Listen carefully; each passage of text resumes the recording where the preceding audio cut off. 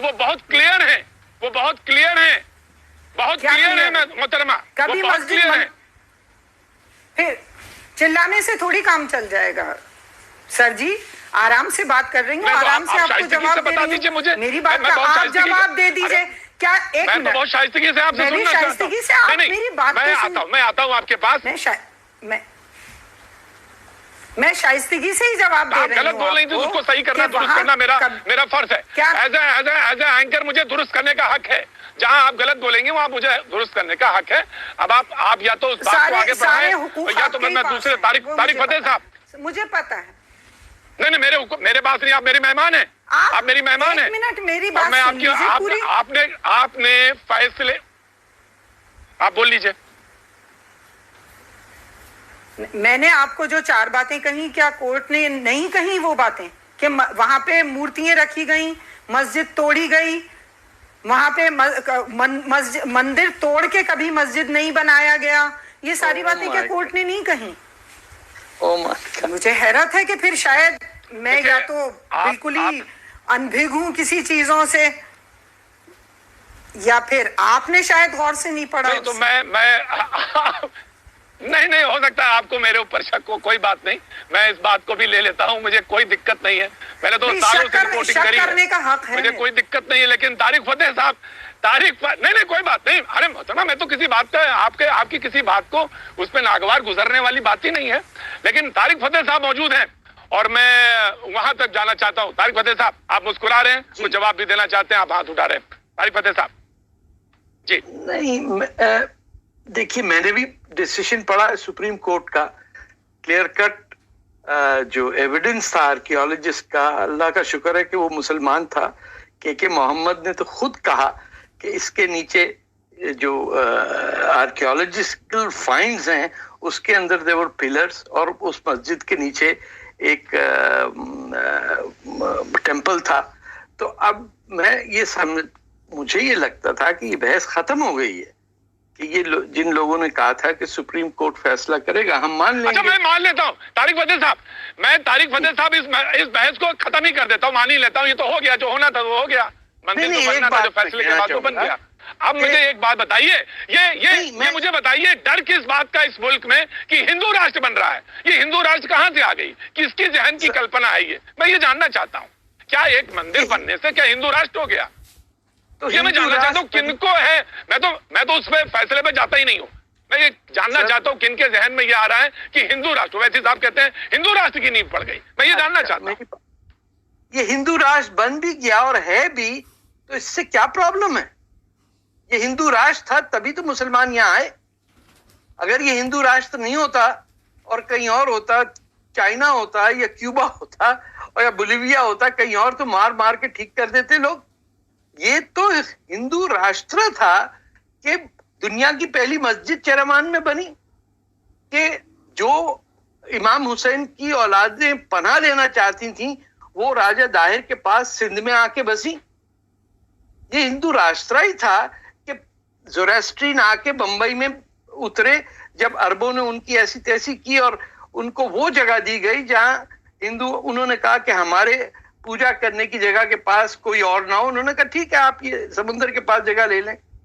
जब यहाँ टेम्पल यहूदियों का जो यानी पहली दफा जब यरूशलेम का टेम्पल गिराया गया, तो यहूदी दुनिया भर में जब भागे तो एक ही दुनिया में जगह थी जहां उनके साथ ज्यादती नहीं हुई, वो हिंदू राष्ट्र था।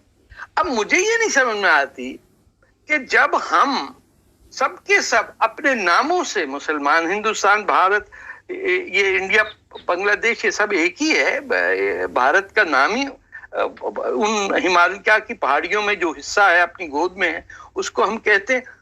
तो जब हमको यहाँ 1000 साल हिंदुओं पे हुकूमत करने का मौका मिला, या हमने की, या लुटेरे आए और लूट के चले गए, उन सब में हमें बाबर पसंद आया। यानी सबसे वहशी, सबसे लुटेरा आदमी, सबसे जिसने मुसलमानों को, जो पश्तून इलाके के मुसलमानों, वहां बेड़ा गर्क कर दिया। उसने इतना हिंदुओं को नहीं मारा जितना उसने सूबा सरहद और पंजाब के मुसलमानों के साथ कत्ल गारत की। और जो उसकी हरकतें, ना वो पैदा हुआ हिंदुस्तान में और ना मरा, नफरत की हिंदुस्तान से, और उसके नाम पे बाबरी मस्जिद पढ़ के पूरा हिंदुस्तान आपको देखिए वो मरे जा रहा है। अरे तुम चेरेमान की मस्जिद में क्यों नहीं गए ये लोग? क्यों? प्रेसिडेंट अब्दुल कलाम वाहिद हैं हिंदुस्तान के सदर जो गए, एक अपने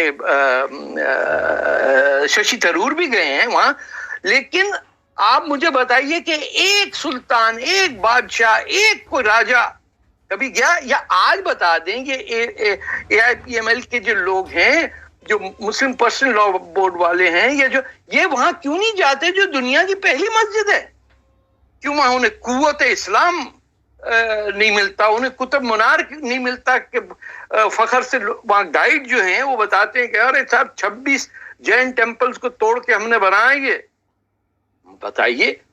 तो जब एटीट्यूड ये हो, जनाब मैं आता हूं आपके पास। असीम साहब से मैंने सवाल पूछा था, मैं असीम बकार साहब के बाद लखनऊ जो जुड़ रहे हैं। मेरी एक बात, सिर्फ मैं एक बात कहना चाहती हूँ, वो मेरी एक बात सुन लीजिए। आप कहेंगे तो मैं बिल्कुल फिर नहीं बोलूंगी। आप बिल्कुल कहिए, मैं आपकी बात सुनने के लिए बैठा हूँ यहाँ पे, बिल्कुल बात सुनने के लिए बैठा हूँ, बिल्कुल सुनूंगा मैं। असीम बकार के बाद आपके बाद एक बात कहना चाहती हूँ, ये होता है, पहले आप कह लीजिए। तो तारिक में, पहली बात तो ये कि तारिक फतेह साहब हैं कौन? मैं इन्हें नहीं जानती, ये मेरे मुल्क के नहीं है। मैं इनके सामने क्यों अपना दर्द या अपनी तकलीफ, आप दुनिया में, पूरी बात सुन लीजिए, पूरी बात सुन लीजिए।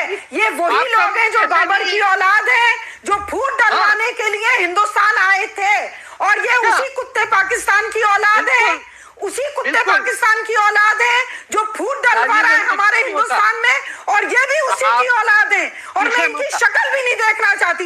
ये है कौन? मैं इनके सामने बात करना भी पसंद नहीं करती। है कौन ये? मैं इनके सामने ये इनको बुलाता कौन है? ये मेरे मुल्क के नहीं है, ये मेरी कौम के नहीं है। मैं अपनी तकलीफ अपने लोगों से बात करती हूँ, मैं गैर लोगों के सामने बात करना भी पसंद नहीं करती। चुप कर जाए ना, ये गैर है, ये मैं बताऊं, ये वो लोग हैं जो फूट डलवाने आते हैं। चुप कर दिया, कुत्ता उत्ता आपने कह दिया, खत्म करें। आराम से, गुस्सा थूकिए, गुस्सा थूकिए। ये कहने वाले बीच में बैठ के हमारे जाति मामलों में बोलने वाले होते कौन है? यास्मीन जी, अरे यास्मीन जी, नहीं यास्मीन जी, यास्मीन जी, यास्मीन जी, यास्मीन जी, यास्मीन जी, इनका मौजूदारों से कोई ताल्लुक नहीं। ये गैर है, ये बदकौम है, ये उस पाकिस्तान के हैं, वहां पैदा हुए। क्यों भाग के गए थे? ये मुझे इस बात का जवाब दे दीजिए। ये क्यों पाकिस्तान भाग के गए थे? मेरे बराए मेहरबानी, बराए मेहरबानी, यास्मीन फारूकी, बराए मेहरबानी, यास्मीन फारूकी, बराए मेहरबानी, बराए मेहरबानी, गुस्सा थूकिए और बहुत तसल्ली के साथ एक गिलास पानी पीजिए। मैं आपके पास आता हूं और लखनऊ की सरजमी चलता हूं, जयपुर से लखनऊ के पास, वहां पे मैं सवाल पहला पूछा था, मैं वहीं आता हूं आराम से, तसल्ली के साथ। जो शख्स दुनिया में आपको जानते हैं, वही शख्स तारिक फतेह साहब को दुनिया में लोग जानते हैं। उनका वही इकबाल है, इनका भी वही वकार है जो सारे जितना आपका है। और बुलाने वाले मैं हूं, बुलाने वाले जिस तरह से आपको बुलाया वैसे इनको भी बुलाया। तो उस पर सवाल मत उठाइए, उस पर सवाल उठाने का आपको कोई अख्तियार नहीं है। मैं लोग हैं जो पाकिस्तान भागे थे, इनके आबाओ अजदाद पाकिस्तान भागे थे हमारे हिंदुस्तान को कह लीजिए। अब आपके मन में भड़ास है तो कह लीजिए। नहीं, ये अच्छा नहीं लगता, ये अच्छा नहीं लगता। बहुत सभ्य और बहुत पढ़ी लिखी है। शक्ल से अरब लग रही हैं आप। अरब हैं क्या? फारूकी नाम आपने रखा हुआ, किसने दिया आपको ये नाम? मैं हिंदुस्तानी हूँ, हिंदुस्तानी में सिर्फ ये जानती हूँ, मैं हिंदुस्तानी हूँ, यहीं पैदा हुई थी, यहीं मरूंगी। मेरा बाप भी यहीं मरा था, मेरा दादा भी यहीं मरा था, तुम्हारी तरह भाग के नहीं गया था पाकिस्तान। भाई नाम क्यों है आपका फारूकी? फारूकी कौन है? उमर फारूक। आप कौन? मैं आपसे बात करना पसंद नहीं करती। आप मेरे हिंदुस्तान के नहीं है, आप मेरे हिंदुस्तान के नहीं है, आप भगोड़े लोग हैं। हिंदुस्तान होगा छोटा, हमारा है बड़ा। आपके हिंदुस्तान में मौजूदारों नहीं है। मैं यहीं पैदा हुई थी, मैं यहीं मरूंगी। आप भगोड़े हैं, आप जहालत में डूबी हुई हैं। जाके नहीं करती, जाहिल आप हैं, आप जाहिल हैं। दूसरों के मदरसों में काम ताकि यही फटेपड़ा में असर आते होता है। हैं। आप फसादी भाई, हैं, रिश्तेदारों आप किस्सा है। फसादी हैं, जी फसाद तारिक फतेह डालते हैं साहब, आप। तारिक फतेह साहब, यास्मीन जी, यास्मीन जी, मैंने देखिए आपसे दरखास्त की, यास्मीन जी, मैंने आपसे दरखास्त की, यास्मीन जी, यास्मीन जी, मैंने दरखास्त की आपसे, आप हमारी पैनल की आप बहुत बहुत बहुत खूबसूरत एक नगीना की तरह आप बैठी हैं, आप दिख रही हैं एक नगीने की तरह। वैसे ही जैसे पाकिस्तान के और से ताल्लुक रखने वाले तारिक फतेह साहब एक बहुत बहुत नायाब हैं, बहुत अच्छा बोलते हैं। मैं अब लखनऊ